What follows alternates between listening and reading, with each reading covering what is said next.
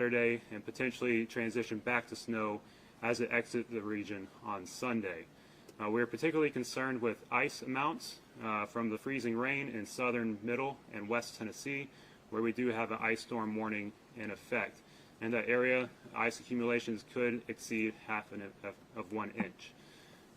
One thing to note about this system is the precipitation is here for a long duration, starting as early again as Friday night and continuing through the day on Sunday before exiting Tennessee.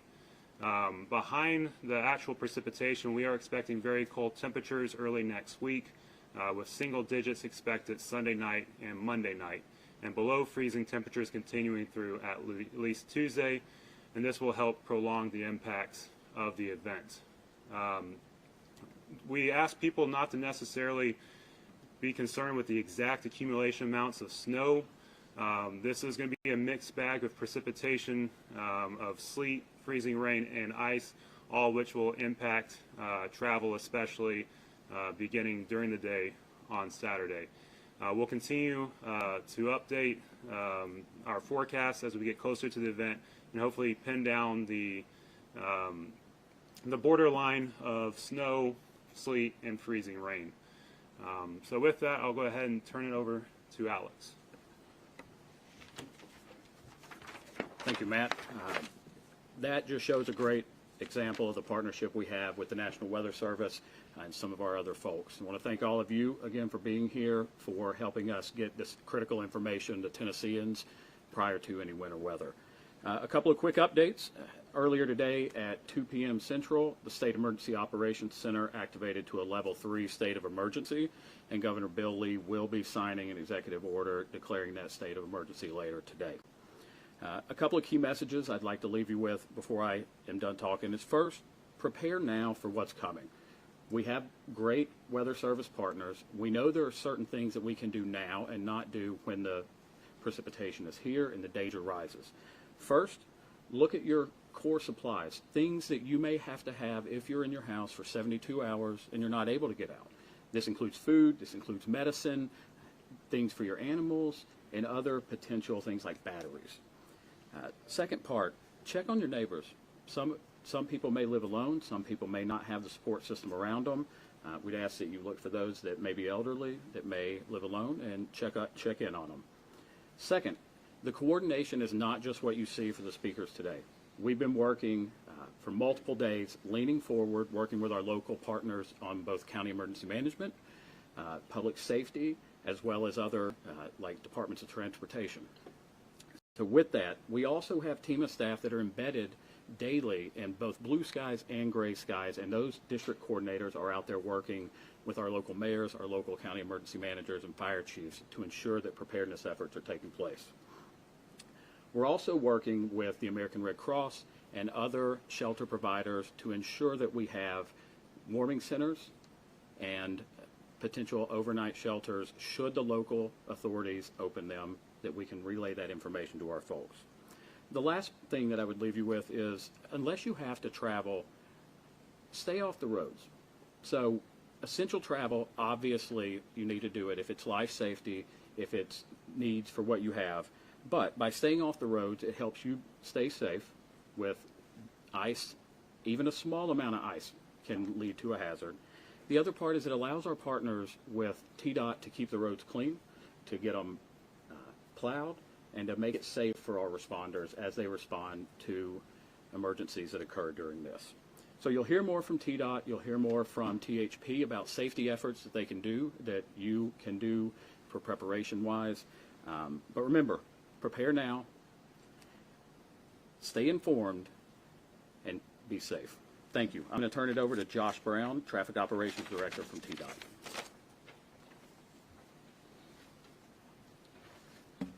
Thank you, Alex, and thank you everyone for being here this afternoon. My name is Josh Brown, Traffic Operations Director with Tennessee Department of Transportation. I want to thank our friends at TEMA, National Weather Service, and the Tennessee Highway Patrol. We have a great partnership with these agencies and couldn't do what we do without them. The Tennessee Department of Transportation is fully prepared for the upcoming winter weather event expected to impact our state over the next few days.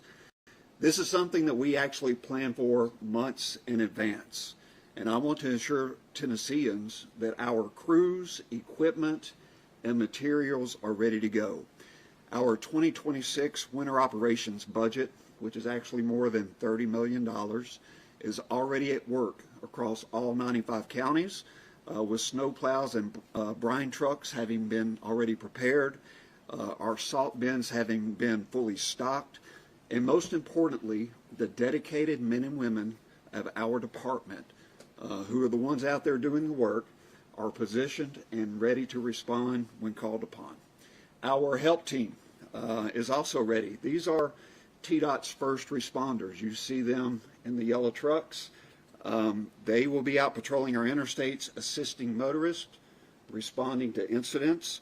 We have adjusted their schedules to provide around-the-clock coverage to ensure they're out there throughout the entirety of the event. Our operators are well trained. Their trucks are fully equipped, and they are ready to assist motorists as needed and also assist our partner agencies.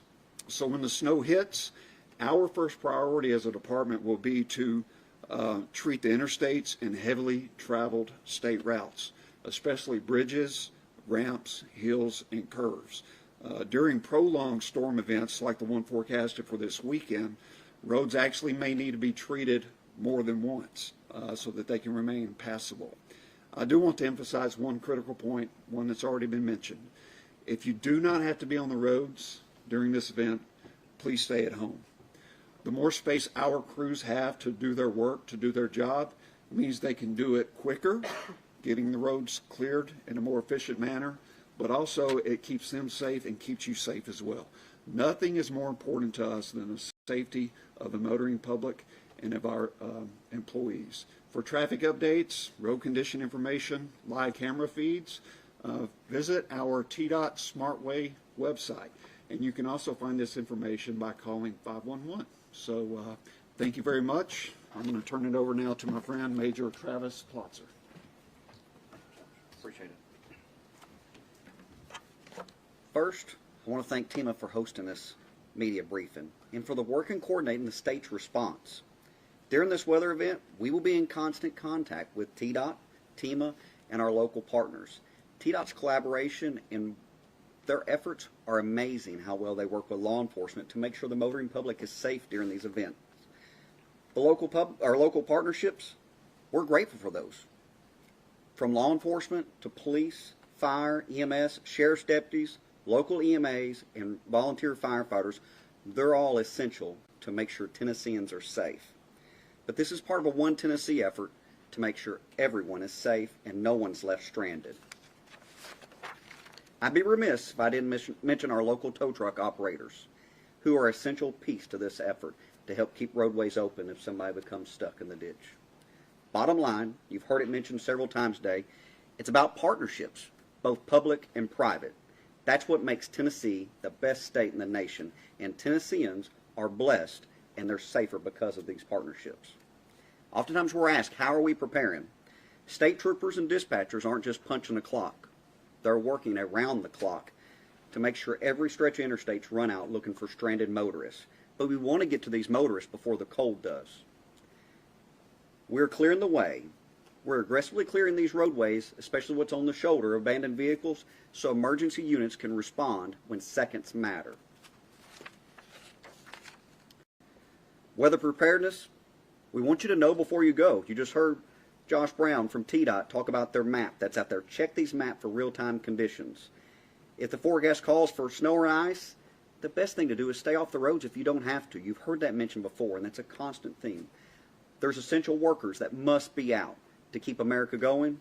Make sure your vehicles are prepared.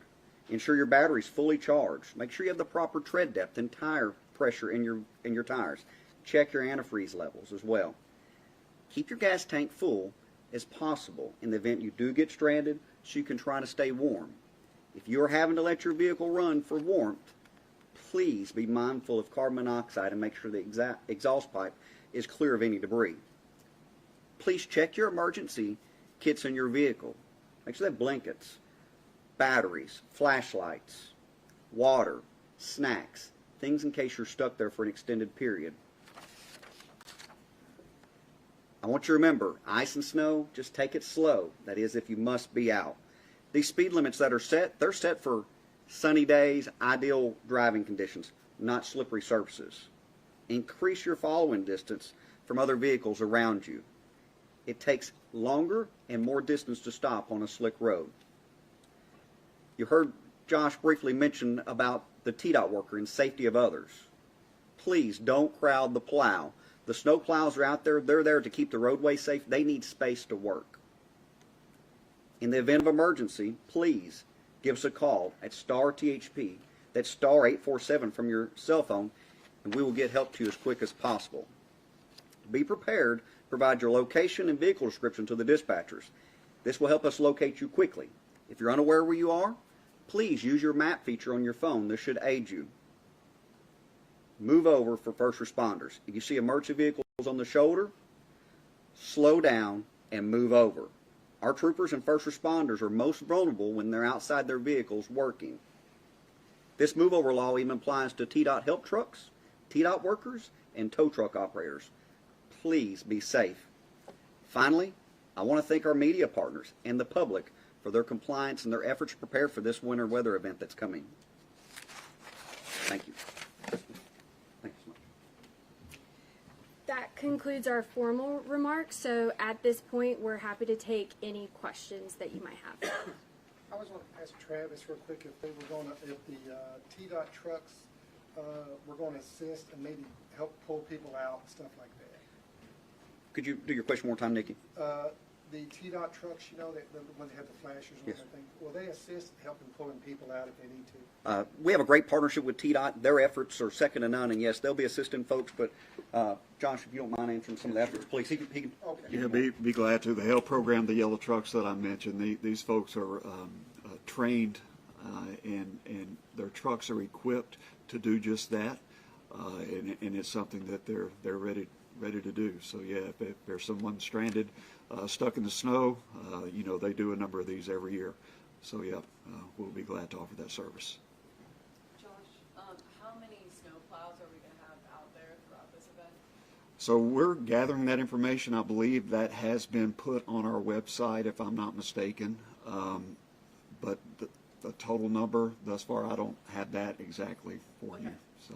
Do you know how many pounds of salt you're going to be using to brine the roads? Yeah, I sure do. 200. Do you have that, Beth? You got. Okay. Yeah. In terms of treating the roads, are there any issues with the mix?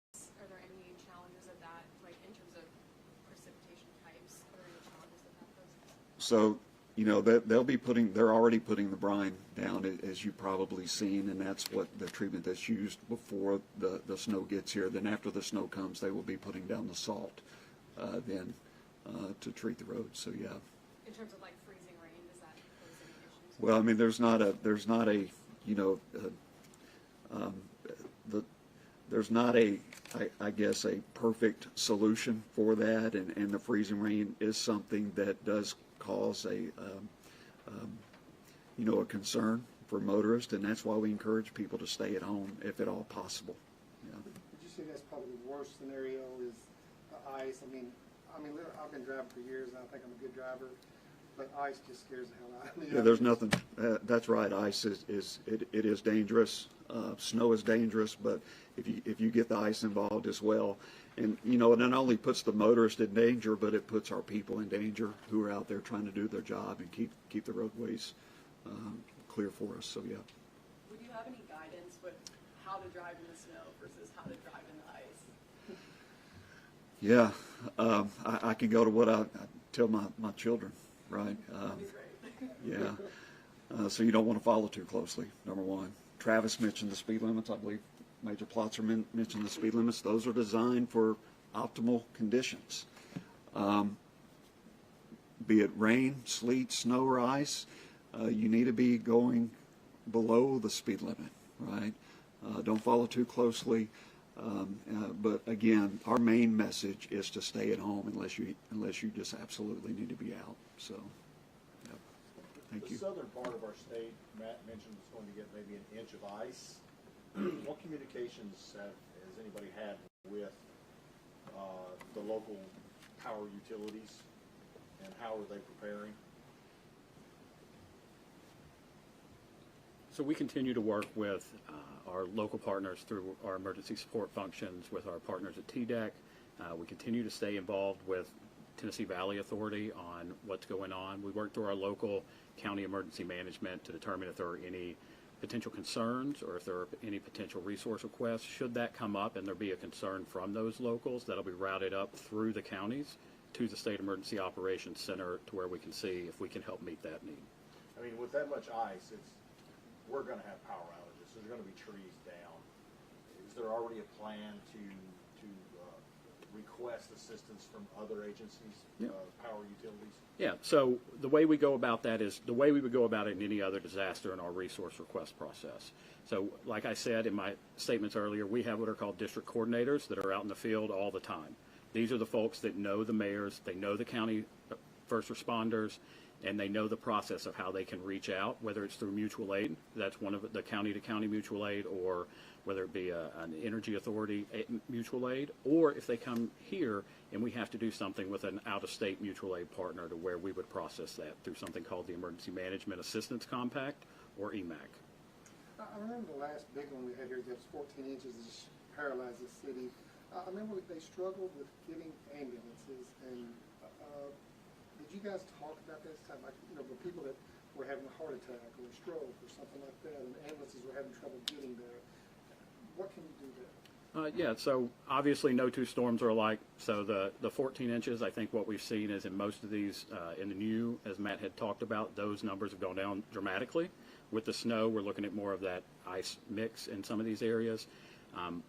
But working with partners like TDOT, our local highway departments, that is how we continue to remain communicative, working with them on potential hazards, and we can, through this coordination, we can get information from the locals, and if there are access issues, we can work with TDOT and those local partners to get those cleared. And we, because of what we do in the what we call blue skies and the times where the disasters aren't here, it allows us to fall back on these relationships that we have, and it makes us more efficient and more effective. You talk a lot about relationships, but what are the plans and the steps that are being done now to make that difference? We're just talking a couple of days now. We're going to be hit with a lot of ice. So if we're talking, are we talking energy specific? Anything. Or, well, I think you heard some of what TDOT talked about. I mean, we're communicating a lot of these needs, and I think part of that is communicating to folks. If you don't need to be out, don't be out. Because getting the communication out there, being able to talk to our folks through you guys, through social media, through other traditional mediums, that is the important part. Because if you're out there on ice, you ask the question, you know, what's the safest way to drive on ice? Don't. That's the safest way to drive on ice. And so working with these partners, you have local EOCs that are being stood up, you have departments of transportation going out and hitting known places. That's the way we're pulling this together right now. And I would also tell you, we're also being flexible with this, because if you looked at the forecast 2 days ago, it's a significantly different forecast where we were looking at roughly 14 inches of snow in parts of close to here, and now we're not. So being nimble, building on relationships that we've built in past disasters. Unfortunately, we have a lot of practice in working with our partners during disasters. So those relationships, those methods that we use, the processes that we've trained for and built on will allow us to continue to be successful in emergency response in Tennessee. In terms of power outages, can you speak a little bit more to the warming shelter aspect of this? How do you determine where is going to be a warming shelter? Is it places that have generators? And then also, how can people find if they need a warming shelter? Where should they be looking if they lose power? Great question. So warming centers and shelters are set up by our local authorities. They go and determine the need from their communities as to what's going on, whether it be power outages or any other problems that they may need them. The part where you can go and you can find information is I would tell you to follow your local emergency management agency on social media. Look for the TEMA website. There's a banner at the top that'll take you to disaster-specific information, whether it be warming centers or shelters. So those are a couple of really easy ways that you can go about finding that information. And are those shelters, are we confident that they're going to have electricity Yes, I will say that, as we work with our partners, I'm not going to sit here and tell you 100% that everything will be absolutely flawless. But as we communicate with our partners, as they've worked through the sheltering plans that they have, we build in those things like ADA accessibility. We build in those things like power, whether it's generators, topping off with diesel. That's, some of the ways that we work through preparing. I have one more for you, Josh. Don't mind. So you said that interstates are going to be more of a focus, and then those heavily used roads, secondary roads, neighborhood roads are kind of down the line, and also the freezing temperatures might prolong the entire situation. So what would you tell homeowners who might be trapped a little bit about when they can see some improvement on their streets? Well, really, it's hard to answer that question until the weather gets here, right? I mean, our folks are going to be working around the clock, clearing just as fast as they can. We coordinate with the local agencies as well, who also maintain to a degree the roads within their jurisdictions. So just as soon as the weather allows, we will then start treating more of the state routes as well. So, yeah, we'll be out there around the clock working on that for sure. Okay, so you wouldn't be able to say like what days specifically?